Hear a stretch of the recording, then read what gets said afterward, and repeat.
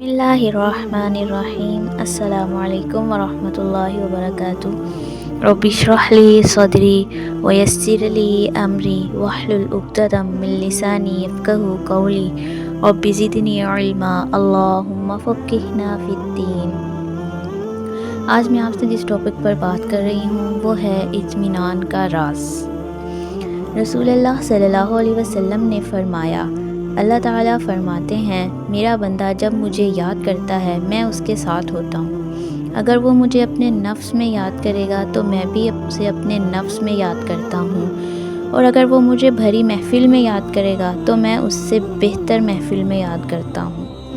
अल्लाह सुब्हानहु व तआला का इरशाद है, या अय्युहल्लज़ीना आमनुज़्कुरुल्लाह ज़िक्रन कसीरा। ऐ लोगो जो ईमान लाए हो, अल्लाह को याद करो, बहुत याद करना। अल्लाह को याद करने से, अल्लाह का ज़िक्र करने से क्या मुराद है? क्या महज तस्बीहात करते रहना, एक लगी बंधी रूटीन में ज़िक्र करते रहना? अगरचा ये ज़िक्र भी जिस कदर हो सके करना चाहिए, जैसा कि नमाज अदा करना और तिलावत करना, दुरूद शरीफ पढ़ना, इस्तिग़फ़ार करना, उंगलियों पर गिन कर या तस्बीह के दानों पर, ये भी ज़रूरी है। लेकिन ज़िक्र का असल मतलब क्या है? याद रखना, यानी जब भी कोई मामला पेश आए तो आपको अल्लाह की याद आ जाए। मसलन किसी ने आपको कोई तल्ख़ बात कह दी, किसी ने आपके मिजाज, आपके ख़्याल, आपकी मर्ज़ी के ख़िलाफ़ बात कर दी, कोई नागवार सूरत हाल पेश आ गई। अब क्या हुआ? आपका ब्लड बॉयल करने लगा, यानी कि आपको तेज़ी से गुस्सा आ गया। अब आपके पास दो ऑप्शन हैं, या तो आप शैतानी रवैया इख्तियार करना या फिर रहमानी रवैया इख्तियार करना। अब शैतानी रवैया क्या है? उससे ऐसा जवाब दो कि आइंदा उसकी जुर्रत ना हो कि ये मुझे कुछ कह सके। और अगर आप मस्कीन हैं, शख्स हैं और जवाब नहीं दे सकते तो फिर क्या करते हैं? मूड ऑफ कर लेते हैं, अपनी शक्ल बिगाड़ लेते हैं, अपना मुंह दूसरी तरफ फेर लेते हैं। नागवार सूरत हाल में दुरुस्त रवैया क्या है? उस वक्त अल्लाह को कैसे याद किया जाए? आप उस वक्त खामोश हो जाएं, बद इखलाकी के जवाब में बद इखलाकी ना करें, अपने आप को संभाल लें, बस इतनी बात करें जितनी ज़रूरत है।